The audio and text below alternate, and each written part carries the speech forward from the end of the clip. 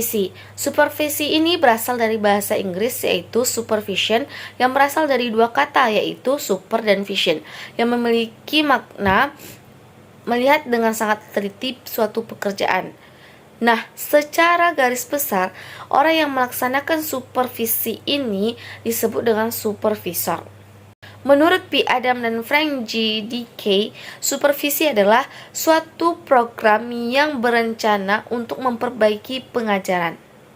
Menurut Boardman, supervisi adalah suatu usaha menstimulir, mengkoordinir, dan membimbing secara kontinu pertumbuhan guru sekolah, baik secara individual maupun secara kolektif, agar lebih mengerti dan lebih efektif dalam mewujudkan seluruh fungsi pengajaran, sehingga dengan demikian mereka mampu dan lebih cakap berpartisipasi dalam masyarakat demokrasi modern.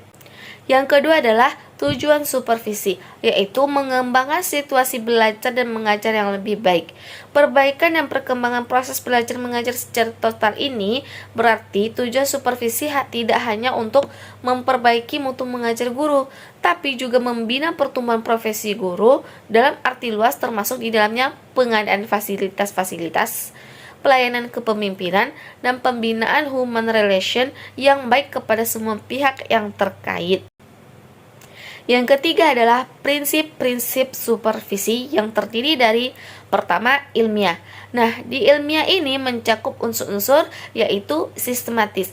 Di dalam sistematis ini berarti dilaksanakan secara teratur, terencana, dan kontinu. Yang kedua, objektif. Artinya data yang didapat berdasarkan pada observasi nyata, bukan tafsiran pribadi. Yang ketiga, menggunakan alat yang dapat memberi informasi sebagai umpan balik untuk mengadakan penilaian terhadap proses belajar mengajar.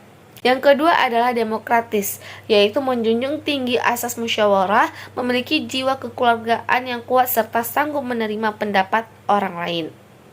Prinsip supervisi yang ketiga adalah kooperatif, yaitu seluruh staf sekolah dapat bekerja bersama, mengembangkan usaha bersama dalam menciptakan situasi belajar mengajar yang lebih baik lagi. Supervisi yang keempat adalah konstruktif dan kreatif, yaitu membina inisiatif guru serta mendorongnya untuk aktif menciptakan suasana di mana tiap orang merasa aman dan dapat mengembangkan potensi-potensinya.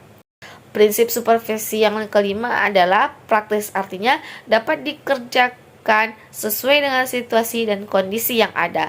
Prinsip supervisi yang keenam adalah fungsional, yaitu supervisi dapat berfungsi sebagai sumber informasi bagi pengembangan manajemen pendidikan dan peningkatan proses belajar mengajar.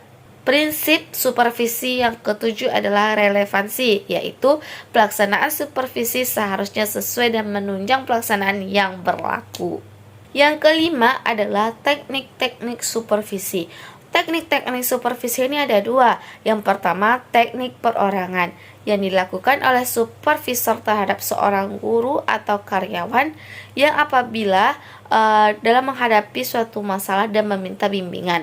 Nah, teknik yang dilakukan adalah yang pertama orientasi bagi guru-guru baru, yang kedua kunjungan kelas, yang ketiga pertemuan individu, yang keempat kunjungan rumah, dan yang kelima adalah saling mengunjungi.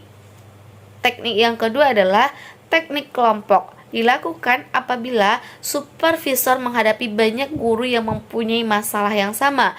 Nah, teknik yang digunakan supervisor antara lain rapat guru, workshop, seminar, bacaan kepemimpinan, konseling kelompok, bulletin board, karya wisata, kuesioner, dan yang terakhir adalah penataan dan penyegaran. Dilihat dari cara menghadapi guru-guru yang dibimbing, ada dua teknik. Yang pertama adalah teknik secara langsung, yaitu seorang supervisor secara pribadi langsung berhadapan dengan orang yang disupervisi, yang meliputi menyelenggarakan rapat guru, menyelenggarakan workshop, kunjungan kelas, mengadakan konferensi. Yang kedua adalah teknik tidak langsung, yaitu seorang supervisor secara langsung berhadapan dengan orang yang disupervisi tetapi menggunakan berbagai alat atau media komunikasi, meliputi bulletin board, melalui kuesioner, dan membaca terpemimpin.